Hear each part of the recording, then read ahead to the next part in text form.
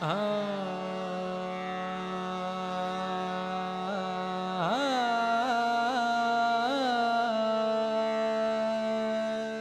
welcome back. In this segment, let's go through the different cast of characters that make up this great epic Mahabharata. I've divided them up into three groups. First, we'll have the elders, then we'll have our heroes, the Pandavas, and then we'll have our villains, the Kauravas. So first, the elders. The epic begins with a king named Shantanu, who is one of the founders of this Kuru lineage. Shantanu first, he asks the Ganga River to marry him. She's in human form. She agrees. Sure, why not? But on one condition, that he never question any of her actions. Then a weird thing starts to happen. Every time they have a son, the Ganga takes the baby and drowns the baby in the Ganga River, into herself, basically. This happens 7 times over, until finally Shantanu can no longer contain himself, and he asks her what the heck is going on, just as she's about to take their 8th baby and drown it into herself.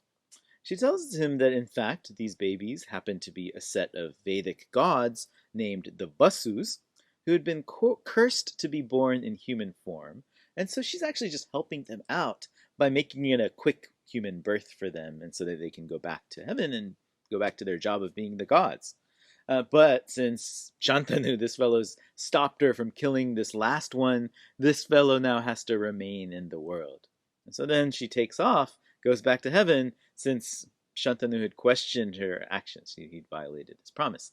This boy is named Bhishma, and he's got a pretty impressive talent, actually. He won't die unless he chooses to die. So all is good in the kingdom, life proceeds on, everyone's happy. But our fellow Shantanu's story isn't quite over. He falls in love with a fisher girl named Satyavati, who marries him on one condition, that her son gets to be the heir to the throne and not this fellow Bhishma. Bhishma agrees to this, and he makes a vow. He vows to renounce his claim to the throne, and also he vows to remain celibate for the rest of his life.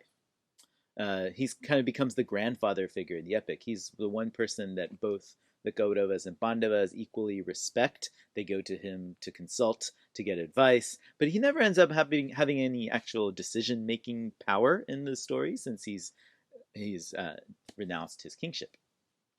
Satyavati is going to have 2 sons, and Bhishma goes out and dutifully wins 3 sisters to be the brides for his half-brothers. They're named Amba, Ambika, and Ambalika.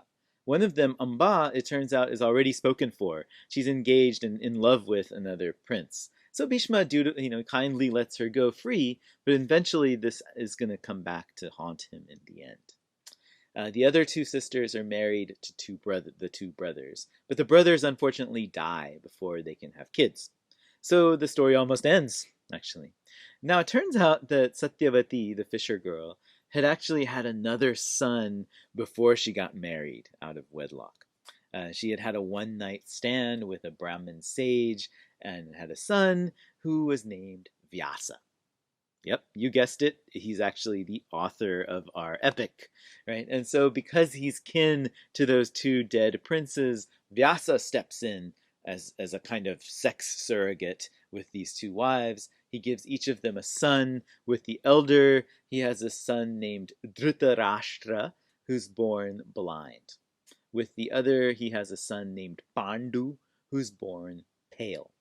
While he's in the palace, he gets up to some other funny business. Vyasa manages to hook up with a servant girl for one night, and he has a 3rd son named Vidura.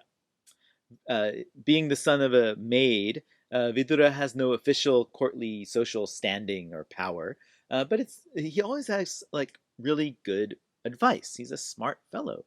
He gives advice that actually I think would have solved all of the main conflicts of the epic, but it goes unheeded by the Kauravas or the Pandavas. He's truly actually a fascinating figure, a marginal figure in the epic. Among the 2 legitimate brothers, the eldest is named Dhritarashtra, and he's born blind. And so his younger brother is initially the heir to the throne. Dhritarashtra is married through an arranged marriage to a princess named Gandhari. who, in an incredible act of self-subordination, she blindfolds herself when she learns that her husband-to-be is himself blind, in order to place herself at the same level as her husband. And she vows never again to take off her blindfold for the rest of her life. She's going to give birth to 100 Kaurava brothers. Now, the younger brother of the two, Dhritarashtra's younger brother, is Pandu, who's born pale. Dhritarashtra is blind, remember, so Pandu's named to be the heir, but he gets in a bit of trouble when he's on a hunt one day. He accidentally kills a Brahmin and his wife as they're making love out in the forest. And so as he's dying, the Brahmin curses Pandu. He says, "You'll also die if you ever make love to your wives." So we got another problem here. The wives are named Kunti and Madri. Kunti is actually Krishna's aunt, his father's sister. Kunti has a boon that the gods gave her. Whenever she wants, she can summon one of the gods to come impregnate her. Eventually, the two wives will share these boons that she has, and they'll produce 5 kids. In the meantime, though, Pandu is forced to renounce his claim to the throne because of this curse, because he's not going to have kids. And so he ends up living in the forest with his wives, Dhritarashtra taking over the throne. There's one other elder you should be aware of, and this is a fellow by the name of Drona. Drona is a Brahmin who's trained in the martial arts, and he becomes the kind of military guru to both the Kauravas and the Pandavas, both sets of cousins. Drona has a long and angry rivalry, actually, with Drupada, who's the father of Draupadi and the king of the next door kingdom, Panchala, because he'd insulted Drona in the past. Now, anyway, let's move on from the elders to now the Pandavas. There are 5 Pandavas, and they're regarded as the sons of Pandu, even though technically their dads are 5 different gods. Because of their dads are gods, they're regarded as being partial incarnations of these gods who are their fathers. So they're incarnations, partial ones. The eldest Pandava is named Yudhishthira, who is the son of Kunti and the god Dharma. Dharma is the god of morality, ethics, virtue. Because of this, Yudhishthira is kind of the personification of Dharma. And he's often called Dharmaraj in Hindi, the lord of Dharma. The second Pandava is the son of Kunti with Vayu, the god of wind. Right? This is Bhima. He's a brawny, strong man, wrestler, a master of the club weapon. He's a man of passion, conviction, bravery. He likes to eat. He likes to enjoy life. The third Pandava is the noble Arjuna, who's the son of Kunti with Indra, who's the king of the gods. Indra's a master archer. He's ambidextrous, actually, and possesses great heroism, glory, charisma. Women, all kinds of women are drawn to him. Men honor him and respect him. He's super confident in everything that he does. He's basically like your star quarterback, like Tom Brady. He never loses, and he's annoyingly handsome. Right? The final 2 boons are used by the second wife, Madri, and she has twin sons with the twin Ashwins. These are the twin gods of healing and medicine, if you remember, with horses.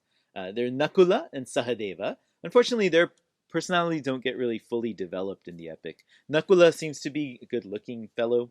He's a good horseman at times. He's a sword fighter. He's good at swords. Sahadeva is good at counting cows, it seems, and at chariot warfare. So as we're going to see, it turns out that they all get married to one wife named Draupadi. Draupadi is forthright, self-assured. She's the daughter of this neighboring king named Drupada. There's another fellow worth mentioning along with the Pandavas, and that's a prince named Krishna, the son of Vasudeva. Krishna is a nephew of Kunti, his paternal aunt. And so it makes him a maternal cousin, actually, to the Pandavas. He becomes their loyal friend and confidant. He serves as both their primary advisor and ally during the Great War with the Kauravas. And of course, he's God.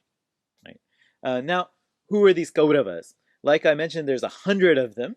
They're all brothers. They're the sons of this blind king Dhritarashtra with Gandhari. The eldest of these is named Duryodhana, And he's the leader. He's politically ambitious. He's also morally bankrupt, but he's a shrewd politician. He's a brave warrior. He has his virtues and he has flaws. Of the 99 other brothers, the second oldest, Dushasana, is kind of worth mentioning. He's a brutish kind of fellow who violently drags Draupadi into the court after the fateful dice match. He's the one who tries to strip her naked on Duryodhana's orders. He's gonna, for his sins, he's gonna suffer a really ugly end in the Great War. Another fellow who fights on the Kaurava's side is a mysterious dude named Karna. Karna is the adopted son of a chariot driver, so he's treated as a low-caste person by the court, and the Pandavas especially are kind of mean and nasty towards Karna. But Karna is clearly not your average chariot driver. He's born with golden earrings and golden armor that, get this, is embedded right into his skin, if you can believe that. Karna is incredibly, unbelievably strong and gifted as a warrior. He seems like he's just as powerful as Arjuna. But his problem is that he doesn't know who he really is. He doesn't know where he comes from. And so he makes a lot of bad choices. One bad choice is that he makes friends with Duryodhana right at the start, from very early on, because he's nice to him. And he's fiercely loyal to Duryodhana to the bitter end, even when he learns his secret true identity. It turns out Karna is actually the oldest of the Pandava brothers, because as we find out, Kunti had used one of her boons, sort of tried it out before she was married as a teenager, and she'd already had a son, with the god Surya. And after having him, she floated him down the river in a basket. A chariot driver and his wife found him, they raised him to be their own child, and the rest, as they say, is history.